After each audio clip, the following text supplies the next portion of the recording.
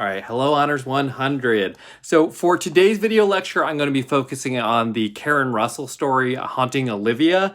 And so just to dive right in here, the first thing I wanted to address is, well, actually, before I address even the first points about the reading itself, I should just re-clarify again, this is fiction, right? I think anyone who completed the reading would probably acknowledge it almost has to be fiction. And so we're reading this now, not so much because it might directly affect your thoughts around your creative nonfiction piece or vision of it, but more it's just another example of storytelling, and some of which I think can kind of filter through to inform the way that you might approach storytelling in this assignment. So to get into some concepts that are at hand here, there are these diabolical goggles that factor pretty heavily into the story. And to kind of oversimplify what they're doing, they allow our main characters to see ghosts. And so to read just a couple little bits from page 15, this is the first full paragraph on that page. It reads, "On the fourth night of our search, I see a churning clump of ghost children. They are drifting straight for me, all kelped together, an eyeless panic of legs and feet and hair. I kick for the surface, heart hammering." And so at this point, we just see sort of the narrator engaging with these ghosts. It's pretty literal in this moment. There are a lot of points in the story where we might read it as more figurative. And overarchingly, we actually could still read this on a bit less literal level, which we'll get to later on. But I think that this moment really kind of paints one of the clearest pictures of what he's seeing when he wears these goggles. And then going on to the last paragraph of that page that kind of carries over to page 16. On the fifth night of our search, I see a plesiosaur. It's a megawatt behemoth, bronze and blue-white, streaking across the sea floor like a torpid comet. Watching it, I get this primordial deja vu, like I'm watching a dream return to my body. It wings toward me with a slow avian grace. Its long neck is arced and in an S-shaped curve. Its lizard body is the size of Granada's carport. Each of its ghost flippers pinwheels colored light. I try to swim out of its path, but the thing's too big to avoid. That leviathan fin, it shivers right through me. It's a light in my belly, cold and familiar, and I flash back to a snippet from school, a line from a poem or science book I can't remember. There are certain prehistoric things that swim beyond extinction. So I read this part again just to reinforce, what this character is experiencing, when he puts on the goggles, when he goes swimming with them. And I think this moment here, this idea that prehistoric things might swim beyond extinction, I think is kind of a lovely thought. So it literally applies here to this idea of this dinosaur that would have gone extinct, millennia ago. But in this discussion, it sort of is still around in some way. And I mentioned previously that we can read this pretty literally as sort of a story with a heavy dose of magical realism. I think we can also read this more symbolically, more metaphorically, and this line that some things exist beyond extinction, I think is kind of lovely, and sort of pertains to how we understand the overarching story. So again, it's called Haunting Olivia. Olivia is the dead sister of these boys, or I should say presumably dead. She's missing. They've not found the body.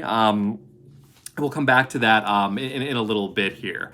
But to jump around here a little bit, I want to go to page 8 in the story here. And let's see. This is... Okay, yes, this is about midway down the page. I spend the next 2 hours pretending to look for Olivia. I shadow the spirit manatees, their backs scored with kiloid stars from motorboat propellers. I somersault through stingrays. Bonefish flicker around me like mute banshees. I figure out how to braid the furry blue light of dead coral reef through my fingertips. I've started to enjoy myself, and I've nearly succeeded in exorcising Olivia from my thoughts when a bunch of ghost shrimp materialize in front of my goggles, like a photo rinsed in a developing tray. The shrimp twist into a glowing alphabet, some curling, some flattening, touching tails to antenna in smoky contortions. Then they loop together to form words, as if drawn by some invisible hand. And it's spelled glowworm grotto.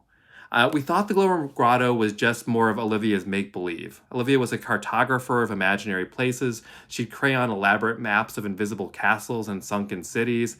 When Glowworm Grotto is part of a portfolio that includes Mount Waffle Cone, it's hard to take it seriously. So I want to pause there. Just this idea of the Glowworm Grotto, I think is pretty important to this story here. I'm curious, what do we make of this Glowworm Grotto? What even is it?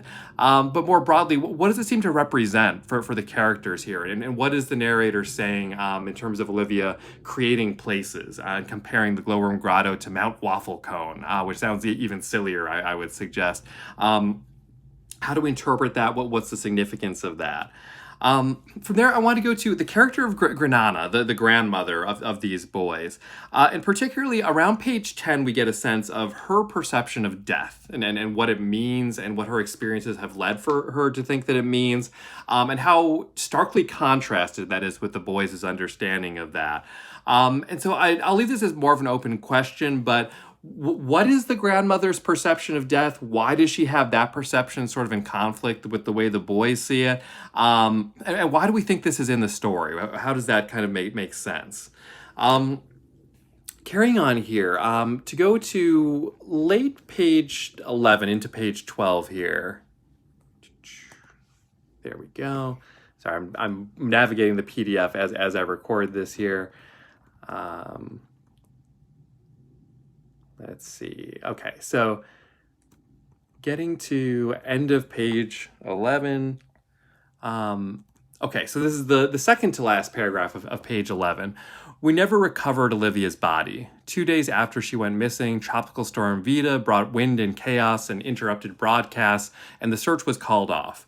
Too dangerous, the Coast Guard lieutenant said. He was a fat, earnest man with tiny black eyes like watermelon seeds in his pink face.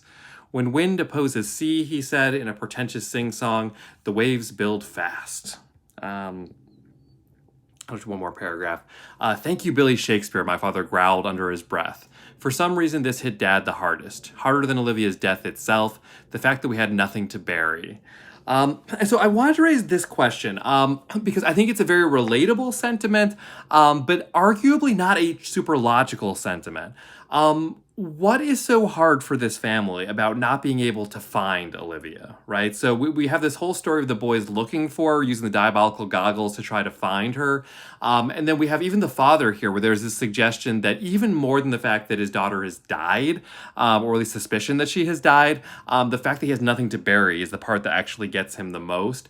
What does that mean? Why do they need to find this body? Why is that so important? I think this, again, is pretty relatable. I'm not questioning that these people are, irrational or I can't understand, literally what they're doing. But more, I did want to challenge, what sense do we make of this? Why do we think it's so important for everyone involved that they find Olivia's physical body in this case?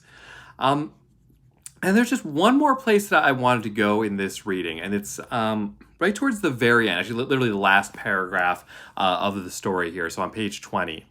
I look for my sister, but it's hopeless. The goggles are all fogged up. Every fish burns lantern bright, and I can't tell the living from the dead. It's all just blurry light smeared like some celestial fingerprint all over the rocks and the reef and the sunken garbage. Olivia could be everywhere. And so for this part, I'll spell out my reading of it a little bit more. If we were an in-person class for this story, I would ordinarily try to get the room to kind of talk about this a little bit and figure it out together. I'm sure many of you have already kind of put together some of the symbolism going on here. But to make sure that people walk away with it, because I think this is... excuse me, a really effective image, and one that I think it's worth taking away the central image from. This idea that when he looks around, he can see sort of pieces of Olivia everywhere through these diabolical goggles, I would suggest is really the heart of this story and kind of what it's about. That when we are sort of obsessed with something, and especially when we have this sense of loss around something, the way that it might color our entire experience, right? That these boys are so fixated on Olivia, they see her everywhere. everywhere. Everything they think about is kind of related to her, the search for her. And so in this moment at the very end of the story, when he looks around and sees this kind of phosphorescent light everywhere, that is seeing Olivia everywhere again, because he can't kind of escape the thoughts of her, the mourning for her, what he represents for her. And so again, that's, I think, a very relatable piece of this story. Whether you've experienced loss like this, or whether it's just other things that are kind of you're so fixated on, right? Like I know for some students, when they're applying to colleges, there comes a point when they're waiting to hear back where everything that they think about is kind of colored by, when is that admissions letter going to come? What are they going to decide?